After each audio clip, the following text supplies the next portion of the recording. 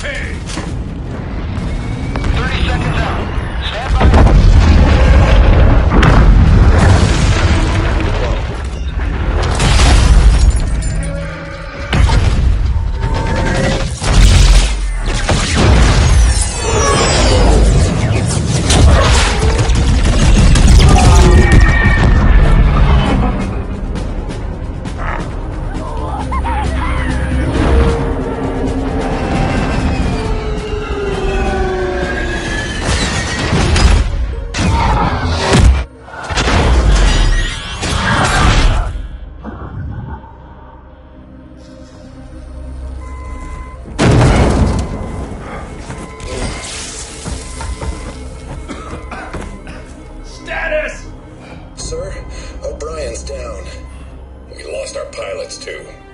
Grab their tags and ammo.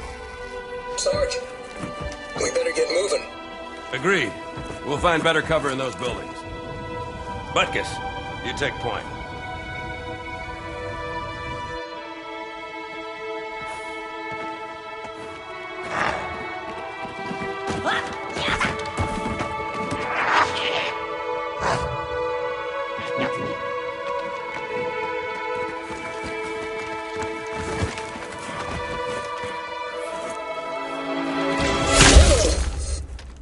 Sniper, third floor left. Here, let me give him my welcome to Earth gift basket.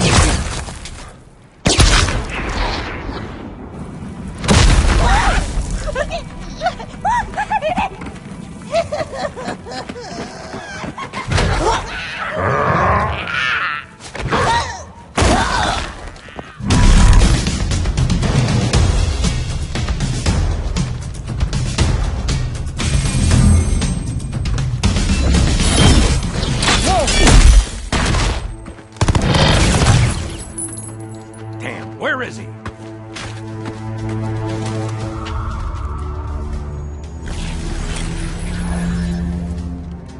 Anybody see him?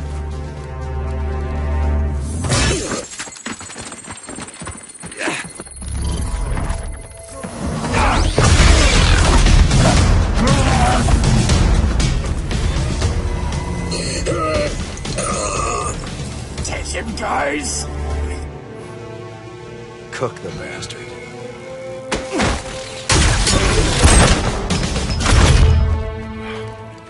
Second squad, this is Cortana. What is your status? Over. We're operational, ma'am. Barely. Our pilots didn't make it. Find a hole. Stay put. We'll come to you.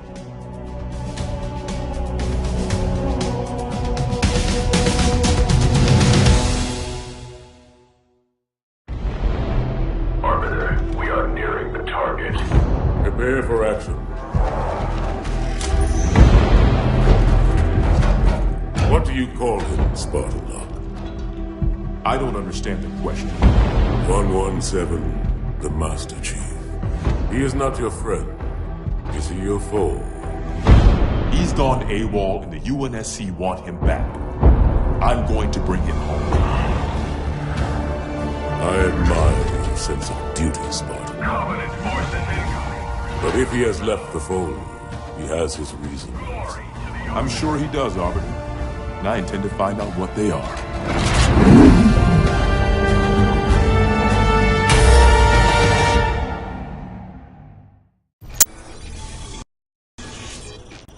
Pursuant to Office of ONI Retrieval and Acquisitions Inquiry of 26 September 2552. The following is a target profile of Thel Vadami, Supreme Commander of the Covenant Fleet of Particular Justice, compiled by Lieutenant Commander Locke. First confirmed contact with Vadami came in 2535 on an unofficial human colony known as the Rubble.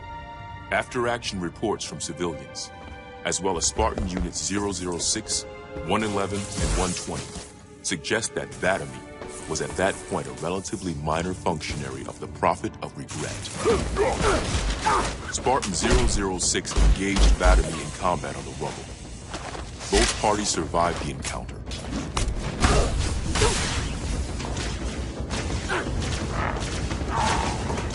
Shortly after 2535, the UNSC first encountered the newly formed Covenant Fleet of Particular Justice, now led by Vadami.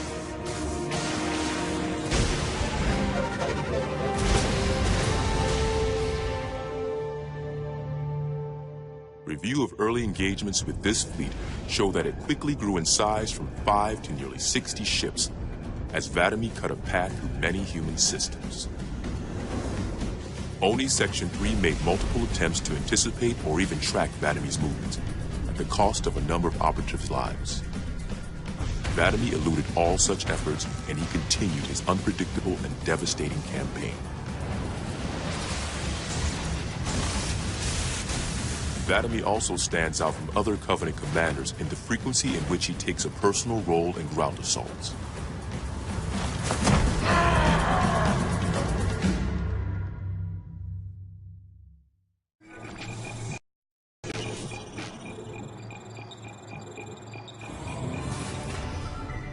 Camber was a major manufacturing center for UNSC fleet materials with a population of 5.6 million. After discovering Camber's location, Vadami penetrated the early warning perimeter without alerting UNSC forces and began his ground and orbital attacks before most of the planet knew they were in danger. While 17 of his ships bombed key defensive positions, Vadami led a group of elites in a personal assault on UNSC System HQ.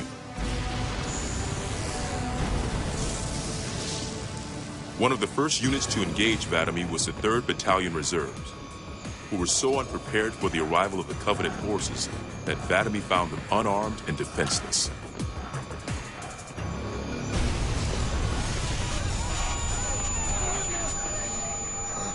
In an unexpected display of what appears to be honor, Vadami allowed the 3rd to finish gearing up before engaging them in combat.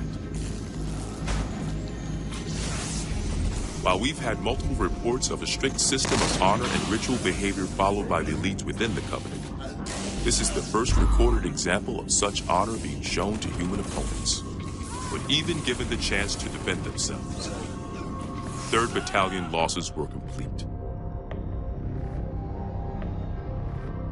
Vadami continued his campaign across many human systems, culminating in his most devastating blow against the UNSC at Reach.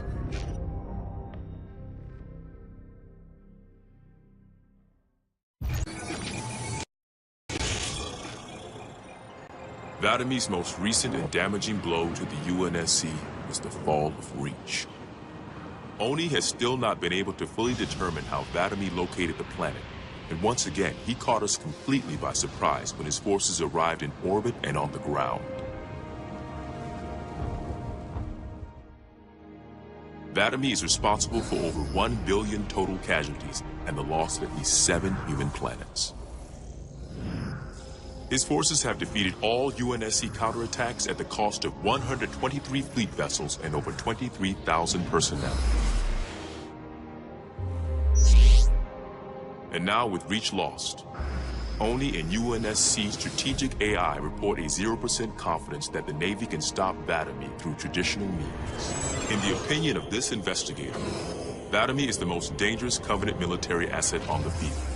It's common knowledge that the Covenant have a significant technological advantage over the UNSC, but are sometimes inflexible in their tactics. This is not the case for Vadami. We cannot predict what he'll do next, but given time, we fear he will dismantle all remaining UNSC strongholds. This agent's recommendation? Immediate termination. If humanity wants to survive this war, we cannot do it with Vadami on the field.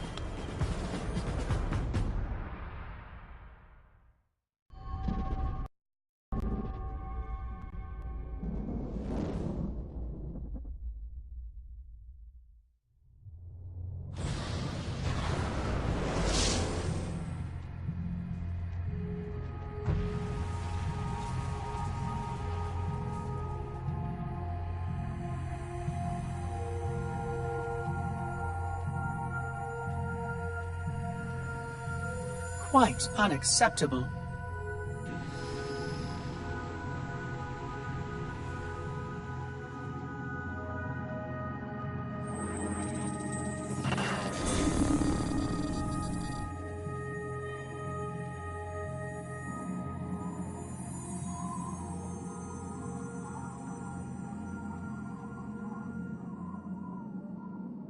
Glorious day. The prophets will be pleased that we have rescued an oracle from the humans' violation of the Holy Temple. Why do you keep calling it a temple? My installation was a weapon, and one which we needed very, very badly. But Oracle, I do not understand. We were told the rings are salvation, a gateway to paradise. Told? By whom? Anyone who told you that is a fool, or quite mad. That installation was a beautiful tool, designed to destroy everything the Flood might feed on. Everything? Oh, quite everything. And if even one Flood spore survived the destruction of my ring... Communications. Shut down all lines to the fleet. We will not notify the prophets of our discovery until I hear everything this Oracle has to say. I will gladly share what I am permitted, but we have little time. What has been unleashed here could destroy everything you have ever known.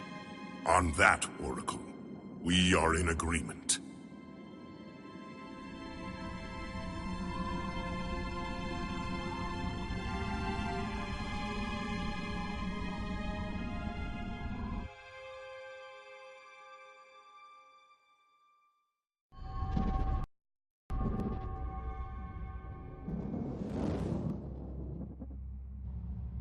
Your actions do not make sense. Proper protocol for a Flood outbreak is to establish immediate infection reporting. Communications must be maintained with all local forces in order to track any spread of the parasite. There are no local forces, Oracle. For now, all you have is me. But I tracked multiple ships in orbit, including some remaining human presence. In light of the danger posed by the Flood, surely you can set aside this disagreement with the humans and... No! Anything still alive in orbit is our enemy. The humans have very good cause to kill us on sight. And the knowledge you've shared with me casts doubt on the entire purpose of our covenant. If any of our ships remain above us, they are not the help you seek. But why would they not provide assistance? Because of this talk of prophecies and journeys? I learned a small amount about your covenant before that reclaimer blew up my installation. But my understanding is incomplete. The AI I encountered on board one of your ships was less than forthcoming. What you need to know, Oracle, is that thousands of years ago, at the founding of our great covenant, a bargain was struck between the prophets and the elites. A bargain which I fear will be the end of us.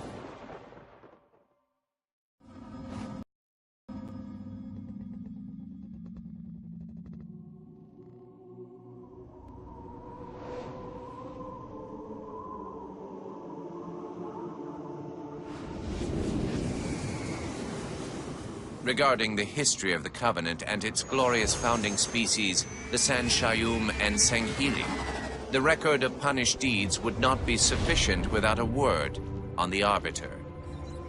Not the consignment of shame that it is currently, but what came before, the legendary warriors of Sanghili past.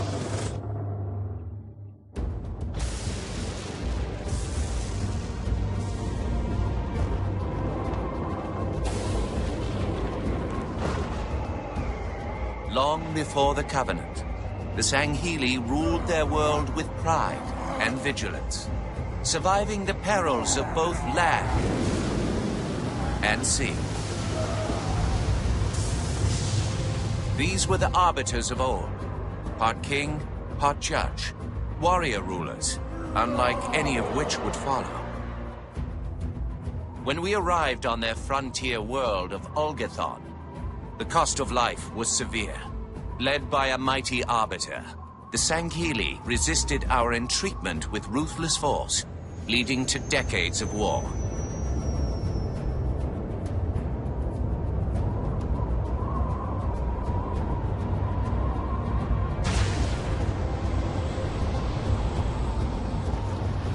We would eventually triumph, of course. And when we did, we would not ignore the mantle of the Arbiter. Like all things, we would bend the Sanghili to our own ends. The Arbiters would become the very will of the Prophets.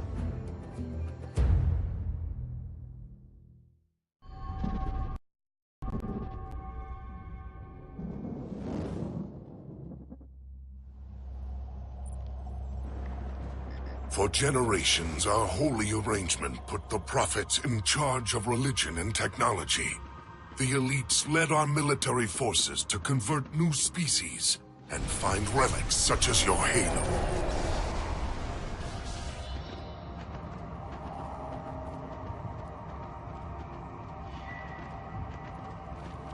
And these relics you sought, the Sanshayum, your prophets, told you that they would lead you on this great journey? Yes. Transcendence, eternal life. Their promises were endless. We gave up our old ways to follow the Prophet's lead on the great journey. Gave up all of our history.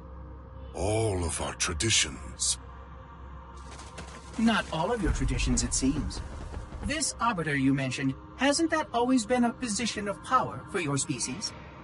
Power? It was long ago. An Arbiter was once the pinnacle of our people. Leader of the clans. And master of the battlefield. But then, an Arbiter committed heresy, and an example was made of him. Heresy? He challenged the word of the prophets. Challenged and lost.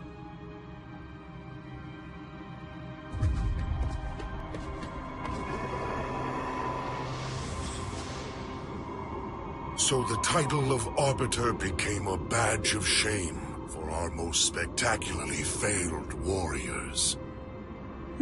Yes. They were accomplished manipulators. Back before the firing of the array. I see at least that hasn't changed. Manipulators? What? And before? Before when? I will explain later. Right now, I want you to tell me everything you can of these Arbiters.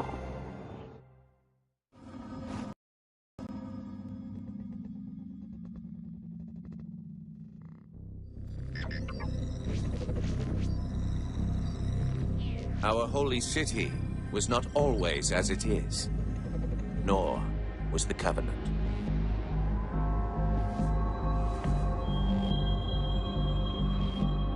At one time, it was only Sanshayum and Sanghili. But as we grew, and new species were added to our number, radical steps had to be taken. Our first encounter with the Lek Golo was an effort in futility.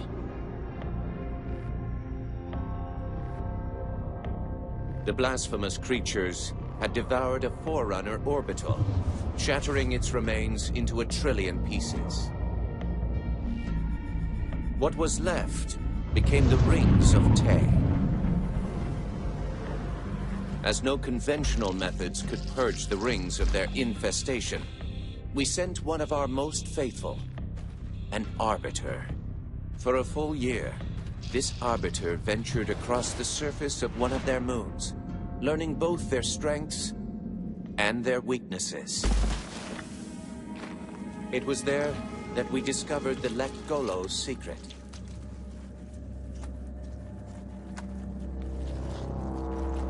Although some of their kind rightly bore the blame for the orbital's desecration, others had only devoured around the Forerunner materials.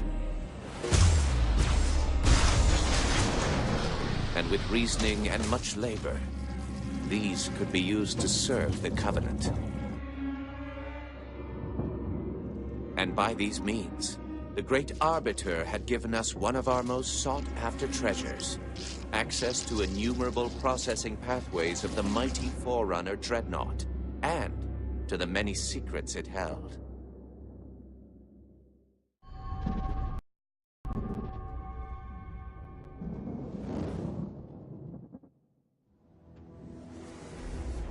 It is most unusual that in all the exploits of these Arbiters, you never mention their role in choosing their missions of redemption. There is no role, Oracle. Once one of our commanders becomes an Arbiter, he belongs to the Hierarchs. These Hierarchs, they are the same High Prophets who control all the holy relics you collect from my time? The same. And they use these relics to build your new weapons and bring you the word of your gods? It has always been so. Interesting. Am I a holy relic? I do not understand. Because I am certainly not a god. I am a tool, as is this mining platform you stand upon, as was the installation that once orbited the planet. The Forerunner's technology is lasting and indeed quite powerful, but I'm quite certain they would have told me if I was infused with some kind of divine power. I suspect some of your prophets may have been quite aware of how much divine inspiration tools such as myself could provide. And you never questioned these proclamations. Even your mightiest warriors, these arbiters, never questioned? Questioning was what brought shame to the word arbiter long ago, Oracle. How disappointing. I fear now that there are many questions we should have been asking for a long, long time. I would be more than happy to answer any such questions, but I have a few more for you. Continue your tale of these arbiters.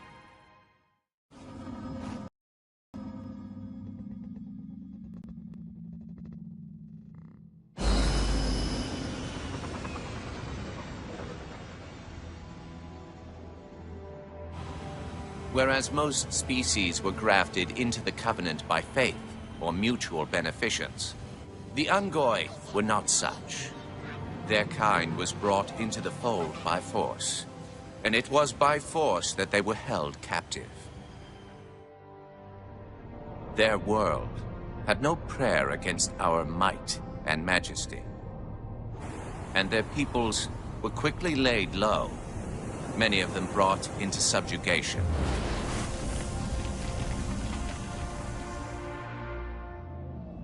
Yet while some species would perish under such pressure, others rise to the occasion, taking arms if need be, fighting back. Such it was for the Ungoi when their feud with the Kig-Yar led to rebellion. An effort by the Kig-Yar to sterilize the Ungoi population was met with stiff resistance, and for a time, the holy city was thrown into chaos. Once fully provoked, the Ungoi were merciless in their violence, lashing out at all species. Their large numbers and their tenacious volatility made them a suitable challenge, even for the elites. And yet again, we turned to an arbiter. And with a ferocity unparalleled since the beginning of the Covenant, the Ungoi world would be reduced to glass. Those within the holy city would be forced to watch, unable to stop what could have been the very end of their kind. The Ungoi rebellion was brought to an end by the Arbiter's hand.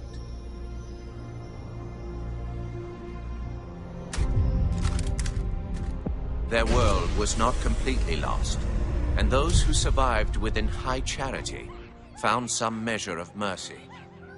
They had proven their worth in combat, and would now serve alongside the Sanghili in battle.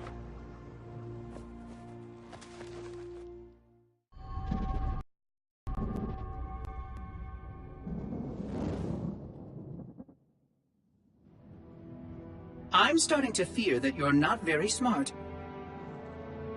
Mind your tongue, Oracle. Oh, I mean no offense. I'm not talking about you. I'm talking about your species.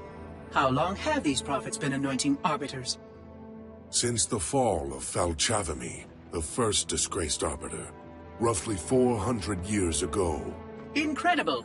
And in all this time, it never occurred to you how convenient it was that your prophets were able to find a powerful, capable leader among your people, who happened to suddenly commit a terrible blasphemy every time the power structure of your covenant was threatened. I do not understand. You do little to dissuade my fears. Then teach me. Looking back at the record of the arbiters you've discussed, was it not surprising to anyone that those chosen to become arbiter were more than simple warriors? How so? Each of them had significant political influence among your people. In some cases, that influence was already being used to question the decisions of your hierarchs. In fact, that very questioning often gave rise to the charges of heresy that so neatly removed the challenger from the hierarch's concern. And once they were branded Arbiter, They promptly and quite cheerfully ran to meet their deaths. all our lives we looked down at the path, put our feet where the prophets tell us. All our lives spent convincing ourselves of the truth of our covenant. Could all of it truly have been wasted? Let's hope not all of it, for we have a great deal of work to do. The Flood is still out there, so I require a cooperative reclaimer to enact proper containment procedures. But your Covenant keep trying to kill all the reclaimers I can find.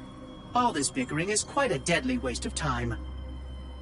Right now, the most important question we can ask is this.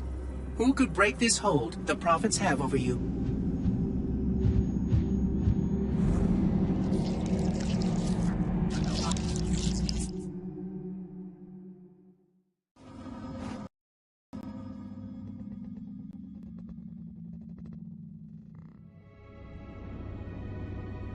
The history of the Arbiter is one of both legend and infamy. Their name has been corrupted by great shame, though the contemporary is perhaps the most confounding of all. Thel 'Vadamee was born of noble blood, the legendary House of Vada. His family's renown demanded great expectations for his military career, and he would meet them all.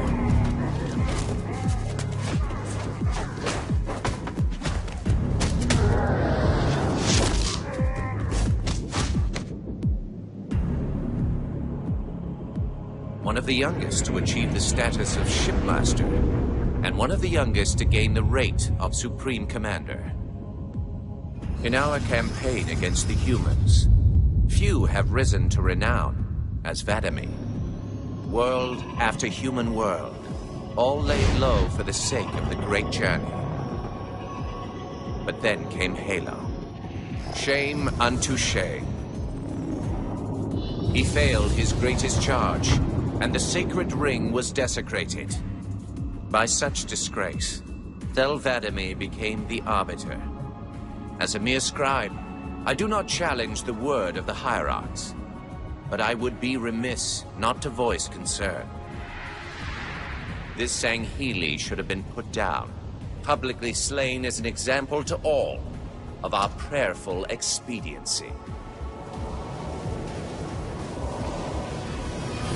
With the discovery of a second ring and the changing of the guard, all things are in jeopardy. Will this Arbiter remain loyal? Or will he stand with his people as they are abolished by our newfound might? I would never openly challenge the divine proclamations of a hierarch, but this Arbiter is a risk I would not have tolerated. And I now fear the days of the Covenant are numbered.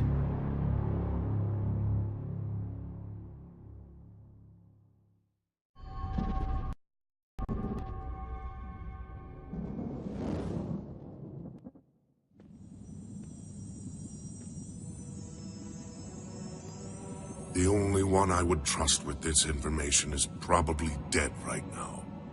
He was commander of the fleet that brought me to the system. Thel 'Vadamee was his name. But after hearing you tell of the destruction of the ring, I cannot believe that he still lives. His orders were to secure the ring, to prepare it for the arrival of the hierarchs. 'Vadamee never fails in his duties. If the ring is no more, then 'Vadamee must be dead. Duty can indeed be a dangerous virtue. But even if he did live, wouldn't this sense of duty make him quite unlikely to set aside his allegiance to the prophets? Perhaps not. And he would never betray our people. No, if we were able to just speak to him, explain everything you have told me. But no, these are futile hopes. If he did live, and if he was returned to the High Prophets, they would most certainly punish him for the destruction of the ring.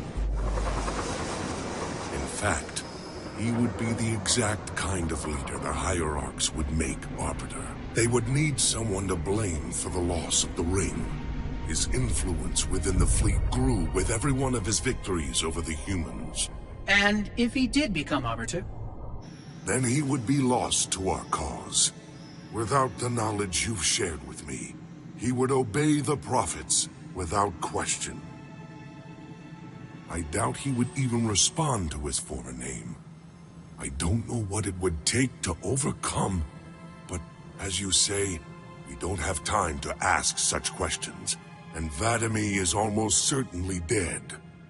If all your hopes rest on him, then I fear for the future of this galaxy.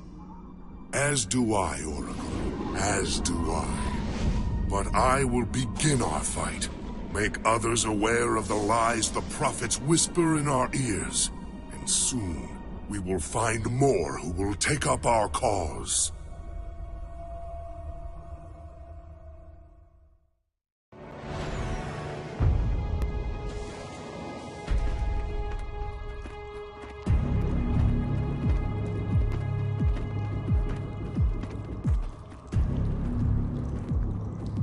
Activate the Kindler. Make haste. We have little time.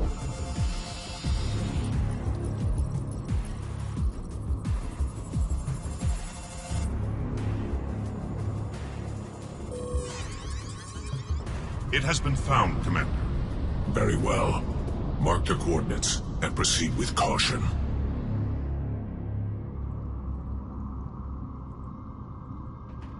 And to think, it has been under their noses all this time. Humans are foul animals.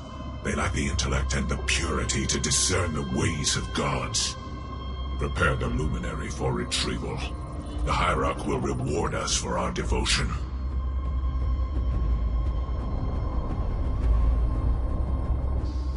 Well done, Commander. Do you know what you found? A Luminary Hierarch. A divine instrument. It is more than that, Commander. This is the one spoken of in the prophecies. It lights the sacred path.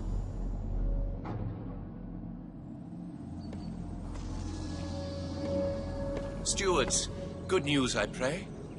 It was not easy, Blessed One. The Luminary was not forthcoming with the holy words, but our hope proved true.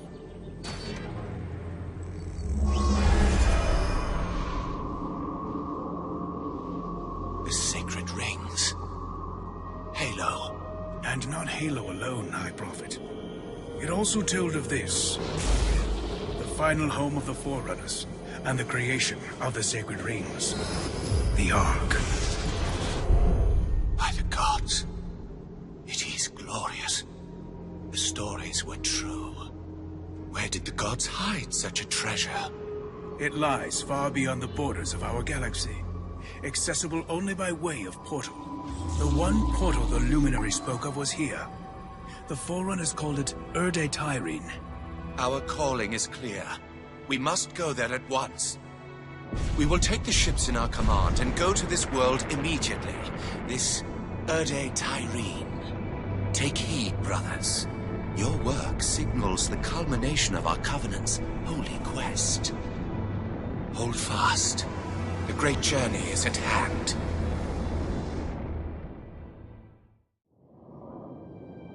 Roger that, Chief. We'll meet you at the rendezvous point when we're done here. Blue 2 out. John should be here too. They'd listen to him. Somebody needs to be getting work done while we deal with the red tape. What do you think they want from us? It's naval intelligence, Linda. They want us to tell them everything's gonna be okay. Hate to disappoint.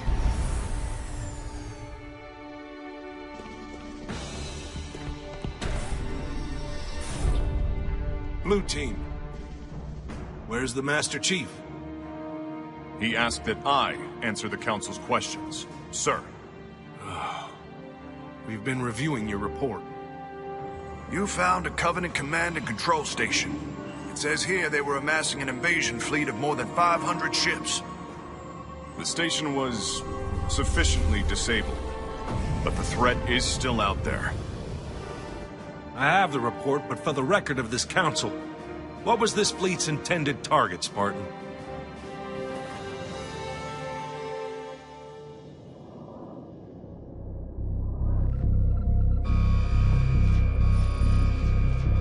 Station Control, can I get confirmation on probe Charlie 319er? Looks like it might be a faulty reading, but... Alert, alert, alert, alert. This can't be right. C319 is active and functioning properly. Station! Alert Home Fleet immediately! They found us! The Covenant! They found Earth!